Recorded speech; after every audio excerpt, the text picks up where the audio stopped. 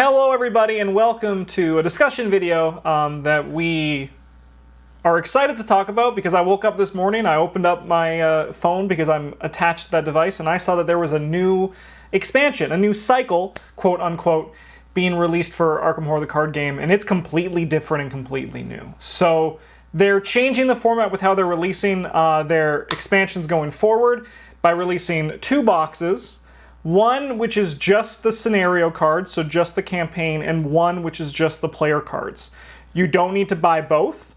You can play the scenario with just picking up the core set and then this Edge of the Earth expansion, which on the splash art for it looks freaking sick. And then you can also buy the player cards for getting your investigators and your player cards, the investigator expansion. A big thing for this is there's no more Mythos packs. Mythos packs are dead. They've taken them out back and shot them in the head. And I would love to hear what you guys think.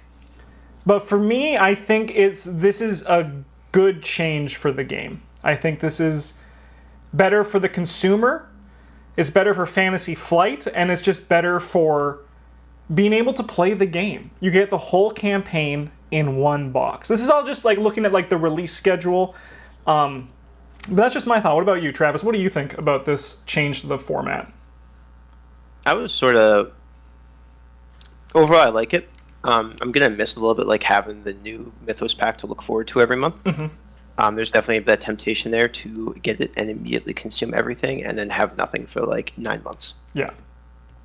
But for the... I do like the release. Releasing it all at once, it'll help people not... struggle to find the Mythos packs they need, which is nice. I'm curious because that's my thought as well. If there's going to be big gaps into how this is released, or if they're going to do that thing that I remember we talked about ages ago, which is if they're now going to just release more scenarios and then like investigator decks as well throughout that. It's gonna kind of go more to like a Marvel Champions style where they release mini scenarios and big scenarios and then hero decks throughout the year. And the release format works well for that game. I don't know how it is for Arkham because I love the big long form campaigns. So I'm curious to see if we're gonna get more because they're only releasing like more small stuff because they're only releasing one big box a year. Yeah, well, before I talk about the investigator cards, Bryn, what do you think of the new release stuff? I appreciate not having to track down each individual Mythos pack. Typically, when I buy them, I wait for the whole set to be released so that I can pay to have it all shipped at once. Mm-hmm. This way, I don't have to do that. Mm-hmm. I can just buy all of it. Yeah. For the prices, on the subject of like the. Yeah, right here, 250 cards for player cards. That's nuts. That's so nuts. Many cards. I sincerely hope that they do not put this many cards out with every big expansion. Yeah. Even if it's like, if it's like 125 unique cards or 130 or whatever, counting the investigators, like that's so many. That's way more than we need every year. Like how? Yeah, I mean, I guess I should have done some research to see how many player cards are released in the cycle. But I'm imagining this 250 cards is a strict card count. So automatically, that's 10 off because they're going to count the investigator cards and the mini cards probably. So that's 240 cards. That's 120 unique player cards, not including anything else that might be investigator. You can probably shave like another 15 to 20 for like the investigator uniques and weaknesses. Yeah. And probably another 10 for weaknesses. Yeah, because that's still like 200. That's still like 100 unique cards. That is a lot. I'm gonna see how many player cards are in one of these expansions. So we get on average 2 per color and a neutral one. Mm-hmm. 5 colors is 10, 11 unique cards per cycle or per pack for the small packs. Yeah. We get 6 small packs in a... So 66. Which is 66 unique cards, and then the deluxe expansion itself comes with more than that. Yeah. Right, so like 100 unique cards doesn't sound that far off. I think what we've normally been getting. Yeah, I think there's more in this, but I think then as well, with this style, they're probably less likely to do more investigator decks, maybe, right? Because they can now just point to this and say $40 gets you 5 investigators and a bunch of player cards to play with them, right? Yeah, especially with the nightmare that was distribution for those. Yes, yeah. Sick. Honestly, as well, we're going to talk, the campaign is the last thing we're going to talk about here. We're going to get to the player cards, but yeah, those are the cool ones. How the scenario works from what they're implying, it can run anywhere from 4 to 10 scenarios depending on how good or bad you do, and the structure changes. So I think with this, they're going to be able to do more creative stuff with the scenario because it's all coming packaged in one box. So like they don't need to be like, well, unfortunately you can't play this because you're missing Phantom of Truth, right? So that's going to be neat. That's not like saying that can last 4 to 10 scenarios. It's just like, yeah, a Forgotten Age can last like, 7. Oh yeah, yeah. To like. No, I'm just 12, saying that's mostly for people who Elders? they can know what they're getting. So it's not like there's like less game in this box in comparison to the Mythos packs. You're still getting. Oh yeah. What if there's only 4 unique scenarios, but one of them is Heart of the Elders redo? Oh, let's go. Well, it wouldn't be Heart of the Elders. It would be like Heart. Yeah, but like Heart of the Ice Elders. Yeah. Yeah. All right. I have not. Oh, these are the 5 investigators that are coming in this pack. So we got Daniela Rees, Norman Withers, Monterey Jack, Lily Chen, and Bob Jenkins. Heck. Yeah. It's Bob not been Jenkins. Yeah, I know. When someone in our Discord said that, I was like, oh, Travis is going to be happy. It's not been confirmed, but I'm going to wager that all of them are following the Norman Withers style of deck building, because it's implied that Lily Chen can take a level 2 Guardian card, and she starts as a Mystic. So I think my guess is that Daniela is going to be a Guardian turn Survivor. Norman, we know who he is. Monterey is going to be a Rogue turn Seeker. Lily, Mystic turned Guardian. And then Bob is Survivor turned Rogue. I think that if they do follow that, I think that's a pretty obvious flop for what they're all going to be. Mm-hmm. Cool. It's a pretty reasonable guess. I've not read any of these cards. Once I saw them, I just was like, I'm going to do this live and actually react to them as we go. So I'm going to read them here for everyone that's watching. Lily Chen, she's the martial artist. She's chosen and a warden. 3 brain, 2 book, 4 fist, 3 foot. You begin the game with each discipline in your deck play unbroken side face up. Well, Elder sign +2. After this test ends, flip a broken discipline you control to its unbroken side. She's a 7/7, as she should be. Okay, a discipline. It's a permanent. You get +1 brain. As an action, take 1 direct damage to heal 3 horror, or take 1 direct horror to heal 3 damage. Flip this asset over. And then after the round ends, if you took no damage or horror this round, flip this asset over to its unbroken side. Cool. Bryn, you know more You get about to these instead of like real abilities. Yeah. So I used to play a reasonable amount of Android Netrunner, and my favorite runner to play was Adam, the Bioroid, and he started the game with 3 laws in play because he was a robot. Okay, yeah. And each of your laws made you play the game differently, and this feels kind of like that, where there's 4 different. I believe there's 4 different disciplines. They said That would make sense. There's 4 different stats. and you start. Well, they don't. I don't know if they all buff one of your stats. Well, but, that one does. yeah, the alignment they of might. spirit does, and the balance Yeah. of body also does. But they look sweet. You can pick different ones to be good at different things. And I think you only get to include 1 at the beginning, and then I think they said every 15 experience that you've included in your deck, you're allowed to add another one. okay. Yep. So then you'll likely You end also up with have to include 3. a copy of her. You have to include a copy of her unique weakness as well. For The each Burden one of you Dusty. add? Yeah. Cool. So this one Do is you you have plus 1 that foot. on the file? I do have that image coming up, but I just want to see this one. 1 at a time as an action, take up to 3 different fight or evade actions.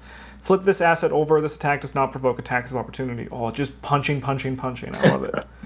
After the round So they ends, have to be different, right? and 3 different. So, but you could like do basic fight. You could do one of your weapons with a fight and then evade. A fight event or something like that. Yeah. Yeah, cool. Basically, just punch 3 times. After the round ends, no enemies were at the same location as you at any point this round. Flip this asset over to its unbroken side. Okay. Interesting. All right, and then her weakness, which is Burden of Destiny. You must either flip a discipline you control to its broken side. It cannot flip back this round or take 1 damage and 1 horror. So you include one of these for each discipline you have? They said, in addition, each discipline she includes in her deck is balanced by a copy of Burden of Destiny. Cool. Seems fun, actually. Seems pretty wild. I like it. Yeah. I think she's cool, but we'll see. I don't know, man. Yeah, man. I like that they're trying different things with these characters still, and not just being like she has an action where she can take damage to heal horror or vice versa. I mean, she technically does, but now it does more. But you don't have to play that one. Yeah, yeah. I mean, there would be like a cool, neat thing they could have done with it, where she like takes damage to heal her horror, and then get plus brain until the start of her next turn, or like takes sanity to heal her damage and get like plus punch the next turn, something like that. Mm-hmm. But I mean, maybe the other disciplines do that. We don't know 2 of them. Dragon Pole. This is a 2-handed 3-cost mystic asset. Weird. You have 1 additional arcane slot as an action fight. You get +1 fist for this attack for each of your arcane slots that is filled. If at least 2 of your arcane slots are filled, this attack deals +1 damage. Finally, Jin Culver is ready to fight. But he can't play his trumpet at the same time. No, he can't. Yeah. Yeah. Well, he's given up his trumpet. Yeah. No, He's a martial artist instead. I do love the idea of playing these martial artist cards in somebody like, I don't know, Dexter Yeah. or what have you, and you're just like, yeah, also, yeah, I can hit you with a stick. Heck yeah. Or alternatively, playing like Nathaniel Cho punching effects in Lily Chen, where it's just like, yes, she's a martial artist, here's a roundhouse punch. Yeah. Butterfly Swords. This is another 2-handed 3-cost, 2 experience guardian asset. As an action, you can fight.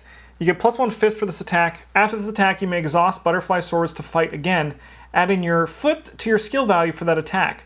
That attack deals +1 damage. Dual wield card that people keep making shitty custom cards for. Yeah, I mean, seems fine. Seems Seems neat. Seems worth the 2 experience. It's finally a card you might ever want to play Galvanize with. Yeah. Yeah, they've done it. I mean, like, Galvanize, I think it's not great, but it has a place with, like, B-Cop. Mm-hmm. This isn't a Galvanize for you, though. No, it is not. It could be, though. But it could be. Then we got Sweeping Kick. It's a 1-cost, 1 experience guardian event that's a spirit, a tactic, and a trick. Fight. Add your foot to your skill value for this attack. This attack deals +1 damage. If you succeed, automatically evade the attacked enemy. I just love... These are all pretty sweet for skids, too, huh? Yeah. Yeah, some of these are.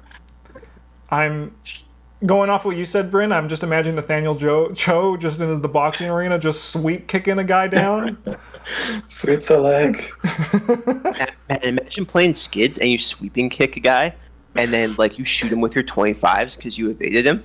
That's a good damage output. That's sick. Yeah. That's like 4 damage for 1 action. The flavor of it is really cool too, because you kick the guy onto the ground and then you're just like, sorry buddy, and then shoot him in the head. Wow, cool. All right, these are exciting.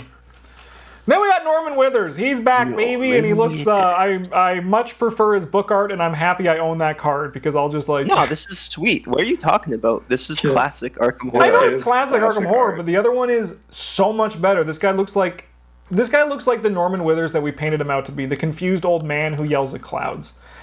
He is. So in the story, he's lost his wife because he spends so much. He doesn't sleep enough. He spends all day at the astronomy place, like looking for the stars that are disappearing in the sky. His wife left him, and he's like, all the other professors shun him. Yeah. Everyone hates him. Yeah, but the other one looks like he is tired and sad, and just he has a burden on his shoulders. This one, he's like, I'm telling you, the moon has mice on it. So for me, I much prefer the other one. But it does. It does technically have mice on it, yes. We know he's right. I'm not saying he's wrong. I'm never going to say that about him.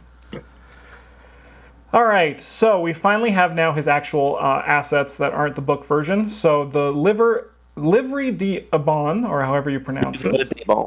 Thank you. It's a 2-cost, one-handed item relic tome asset that commits for Guts +1.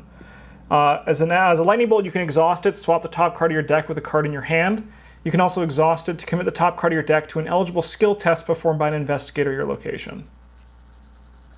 Seems, well, it's a relic and a tome, so it's already infinitely better than the other thing he has, which is a ritual and is impossible to find. Yep. This is super easy to pull out of your deck. Yeah. Cool. It is true. It has all 3 types that are easily searchable. Mm-hmm. Yeah. And then we got the Harbinger, which is a spooky, scary hand. Revelation, place this card on top of your deck. What a twist. While the Harbinger is revealed and on the top of your deck, cards in your deck cannot be searched, drawn, or manipulated in any way except by the below ability. Double action, discard the Harbinger. This ability may be activated while the Harbinger is on the top of your deck as if it were in your threat area. It's just one of them double action weaknesses. Yeah. Oh, yeah. Seems soft. Yeah. Yeah, like it kind of forces you to interact with it, because what are you going to do? Stop playing the game? Maybe. Yeah, it's like, well, it's one of those things that like you can't ignore forever, but you can ignore it for a while. It's like internal injury, right? Yeah. Yeah, or even to an extent like Pete's weakness, Racked by Nightmares, where like if you don't have to use Duke right now, because maybe you don't need to play the game. Yeah. You can do other things. What you just do is you put it on the bottom card of your deck, and then you're just like, never draw your deck again for some reason, and be like, and then you high-five the hand in space. Space high-five. Oh, man. The Harbinger versus Azathoth. Who's going to win? Azathoth. We know the answer to that Always, question. yeah. Written in the Stars is a 1-cost insight event in Seeker.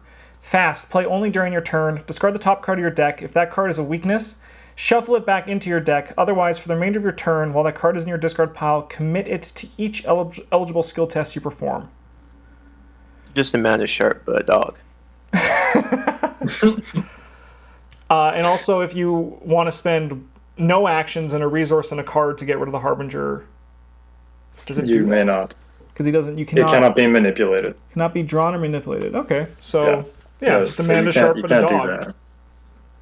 Seems fine. I don't know. It doesn't excite me. Yeah, Like, it's cool because if you have other cards to like manipulate the top of your deck, it can be insane. Like your Norman Withers, and you're just like, yeah, I'll just flip my deduction and investigate for 9 clues or whatever. Yeah. Yeah, it seems very good for Norman, but Yeah, like being able to commit a card to every skill test you perform in a turn. Played a Mana Sharp recently, can be absolutely ridiculous. Sick. yeah. Yeah, the downside like, is that perception Fantasy draws Flight hates cards. that. They hate deck manipulation. And we Yeah. know that. Then we got Astronomical Atlas. This is a 3-cost, 3-experience Mystic item tome asset that takes up a hand slot. As a lightning bolt, you can exhaust it. Look at the top card of your deck. If it is not a weakness, attach it face down to the Atlas, max 5 cards attached. As a lightning bolt, you can commit a card to attach to Astronomical Atlas to an eligible skill test. If that test succeeds, add that card to your hand instead of discarding it. Limit once per test. Practice makes perfect book. Yeah, it's the Practice Makes Perfect book. It's actually a really interesting sort of design thing that they're doing for Norman, where they want you to play skills, but he rewards you for playing like other things. Mm-hmm. I think it's kind of cool to, because I think Norman Withers has kind of suffered from him, also like his deck building, and also just because like there's not a lot that really benefits him from having cards on top of his deck, right? Like, or like the card on top of his deck being a thing. Its benefit is like, yes, his investigator ability where he gains 1 less resource to play it, right? So obviously, because you can't commit cards off top of his deck with his ability. Mm-hmm. Yeah. But it's like still just like, it's like an extra card in hand. Like that's what his ability essentially was, right? An extra card in hand. So obviously in the cycle that he's from, he's going to get more pieces, and I think Norman Withers is going to get more interesting because of this. I do think it's an interesting sort of choice they've made to have him focus on skills a lot, where they want him to, like with all these cards that are in the the cycle they've spoiled so far, they clearly want you to play with a whole bunch of skills in your deck, but Norman can't do anything with those. Yeah. So, yeah. It's kind of weird. Cool. All right. The gold cards are back, which makes sense if you consider the fact that we're going to have the weird splash investigators for this one. So, where's the medical student? I have two on each slide. Don't worry. We got them. Okay. We got Michael Lee. He's the experienced hunter. Of course he is. He's a 4 cost, 5 experience. All right, he better be good. He's a guardian and a seeker. He has 3 damage and 3 horror. Commits for a book, a fist, and a wild. You get +1 book and +1 fist. After you successfully investigate, place 1 resource from the token pool on Michael Lee as evidence to a maximum of 3. Reaction: when you initiate an attack, exhaust Michael Lee and spend 1 evidence. You deal +1 damage for this attack. To be honest, it doesn't seem great. It seems good. If your name is Joe Diamond, If your name is Joe Diamond, also this, like, he's probably pretty good. Yeah. Yeah.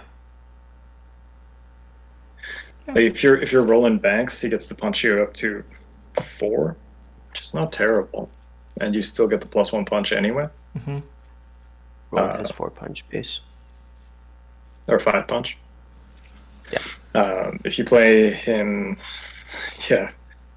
in most yellow decks, he's probably not going to be very good. Yeah, if you play on most blue decks, he's probably not going to be very good. So he's like Joe and maybe Roland. Yeah, I think. He's doing great Roland, because you don't want to investigate Roland. You want to kill stuff. Get stuff on that, yeah. I mean, this does make it so that in downtime you'll have, like, 4 book with this bonus? That's pretty good. It's very possible that he'll be good in, like,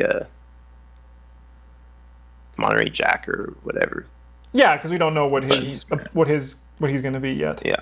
What his ability is. I'm excited for Cheeseman, though.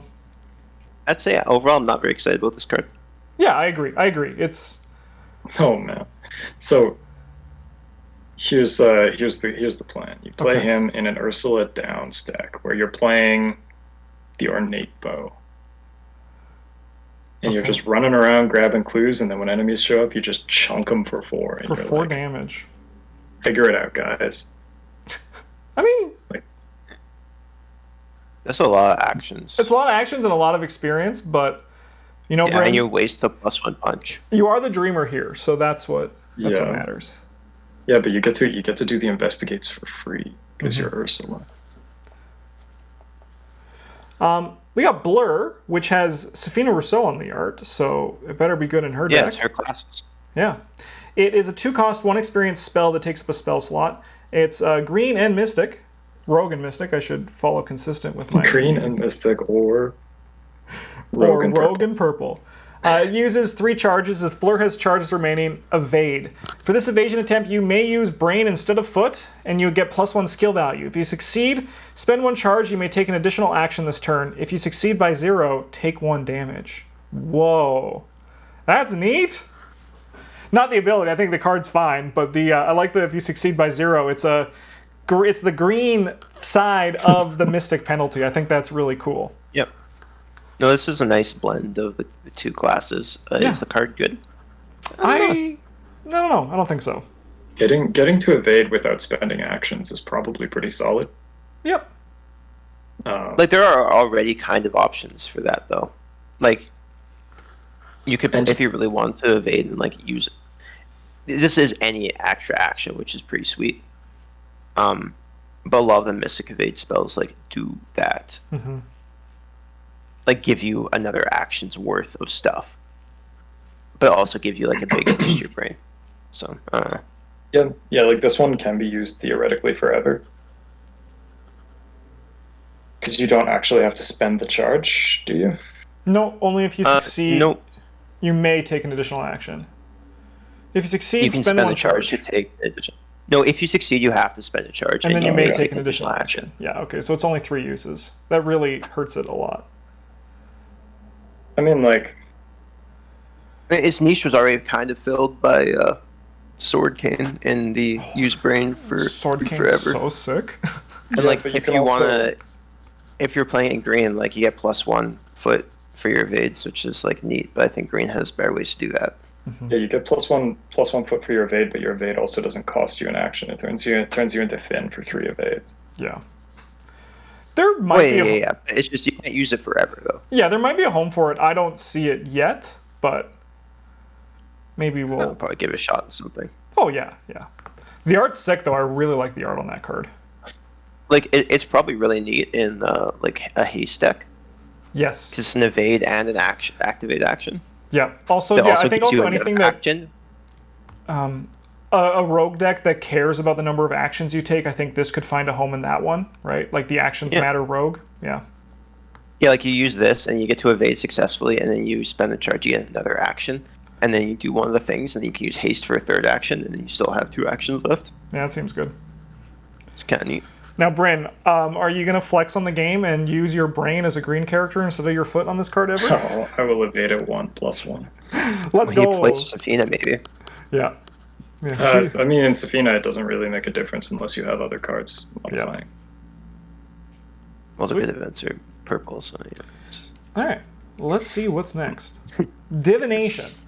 This is a 3-cost, 1 experience, spell augury, seeker mystic asset that takes up a spell slot, commits for a book, uses 4 charges. Oh, I'm going to get bored reading this card, I can tell you right now. As an action, investigate. For this investigate action, you may use brain instead of book, and you get +1 skill value. If you succeed, spend 1 or 2 charges. Instead of discovering a clue at your location, discover 1 clue at your location for each charge spent. If you succeed by 0, choose and discard a card from your hand. This is kind of trash, I think. Yeah, I don't think it's that great. Once again, Because art's you have sick. to spend the charge to get a clue. Yes. But you can spend 2 charges to get 2 clues, which is pretty good. That But is then you nice. only get to use it twice. I don't know, maybe one of the investigators in the cycle is going to have something, because these still stick, all these spells stick around without any charges? charges on them. Maybe someone will have there'll be an archetype where you can eat them for something. Yeah. Or even just like I guess the archetype is kind of like what Lily Chen has going on. Mhm. But she won't be able to play these because if she has the Norman Withers deck building. Yeah. Question: does What? this card become more worth it if you can refill the charges, or is it like better spent just on a Rite of Seeking?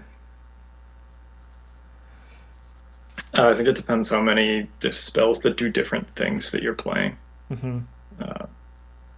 And these cards they're also probably pretty solid in if you're playing decks, where Yep. you can just use them Yeah. and then burn the charges and be like, get it out of here. It's Like something else. 1 experience and 3 resources is actually pretty cheap for a spell like this, and Yeah. it still does get you 4 clues. It could like get you in like quicker succession too. I also think it's pretty okay, like as a mystic investigating spell in like higher player counts, because you're more likely to have like weird numbers of clues on locations. Yeah, definitely. So you can pick up 2 and then pick up like if there's 3 clues on location, you pick up 2 and then pick up 1 without like wasting a charge, kind of. Yeah, yeah. This could be You would like with a good spell Rage for your flex spot, who's just like, you go, I'll grab the final clue here, right? Like, yeah. I think where most of these multi-class cards shine is when they get is in investigators who are off class for either one of the 2. Yeah. Right? Like this allows a lot of flexibility. If your investigator can play seeker cards at low level or mystic cards at low level, you can play this to be better at investigating.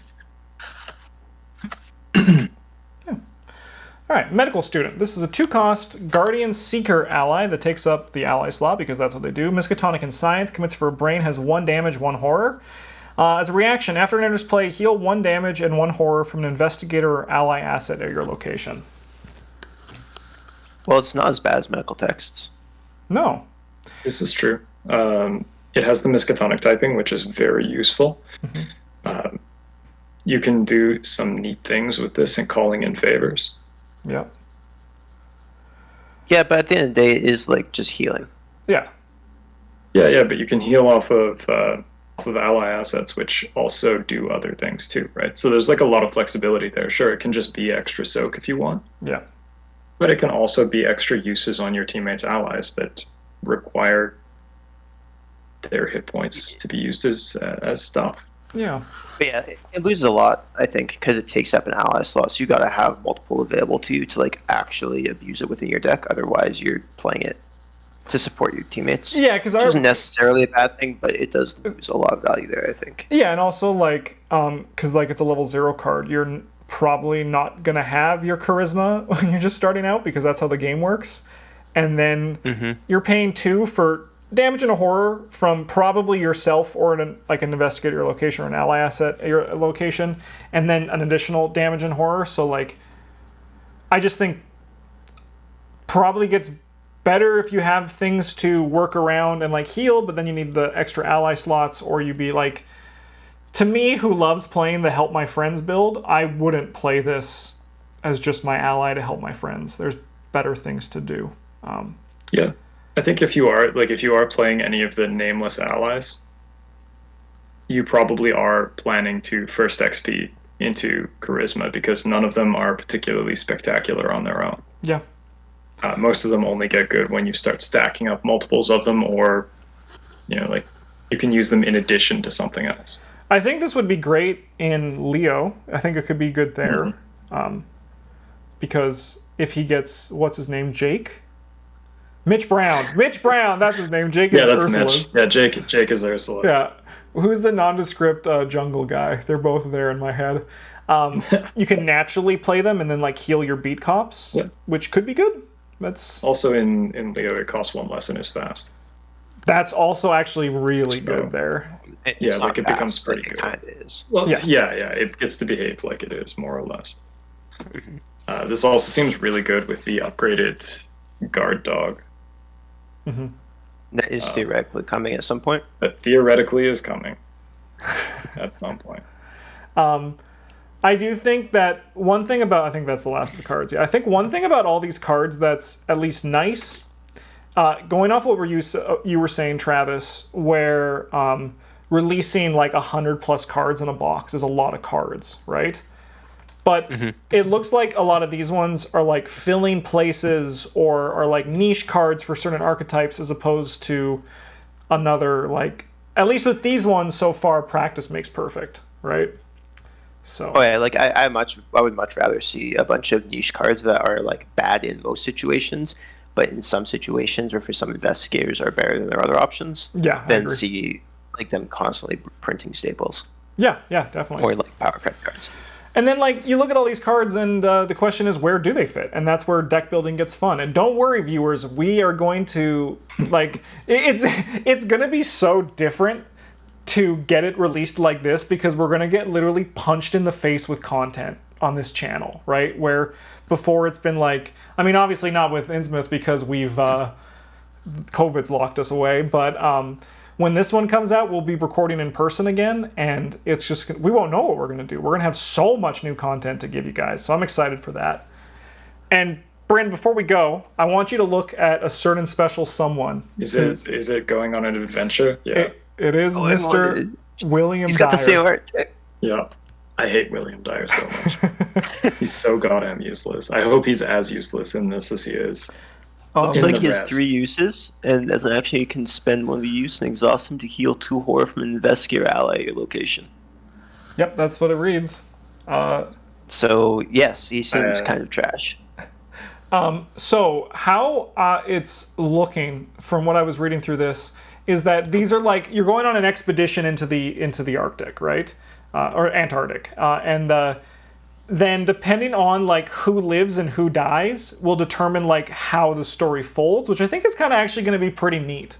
I'm very excited for it. I love cold flavor. Like I love the flavor what we have here. Like I just see in this coastal waters the ship going into the ice flows, and I'm like, that's so sick. This and Egypt are like my 2 favorite like environments for storytelling. So I'm very excited for it. I don't like that there are going to be these ice or frost tokens. Yeah, I think that's... Add to the bag. It was like, okay, I hope that's not something that they do consistently in the future with every expansion. That's the downside, like, of blinging out your stuff, right? Because, and I agree. Like, it's not just bling it out. Like, the stuff that they put out with the games is like it's fine quality for casual play, but like my chaos tokens were getting roughed up and like started to fade after only a month or two of playing. Like that's not really. And like to Like, me, if you're Travis, gonna like make blinging out also means buying like coin protectors. Like the cheapest thing is also like blinging out your game, like protecting your game, right? And when they force you to have to do more of that, if you've already started, it is frustrating. And I completely get what you're saying. I think that's like totally fair, because I do prefer this one to like the player card ones, but yeah, overall, just not really a big fan of it, and hope it's not a consistent thing. Yeah. Getting sand tokens. Oh no, I got sand in my butt. Sand in your pants. Yeah. Cool. Well, I do think that this is exciting news for Arkham Horror's future, and I'm going to get my pre-order in ASAP. Travis, you already got yours in today, so... Yep. I mean, Travis is the copy we usually play the first time, because I suppose that's just tradition. Well, I would order them as they come out, but now you can just get them all. Yeah, I think, but it's probably going to still be Travis's, because he doesn't like my sleeves as much as his fancy Dragon Shield ones that he gets, so... Oh, for sure. That's because you use... I'm a garbage man. I use garbage sleeves. All right, well, thanks for watching, everybody. Please let us know in the comments below what you think of this new release format and also the cards that we spoiled today. And do you like William Dyer? YN in the comments. Thanks for watching, everybody. I look forward to seeing all your N's down there. See you later.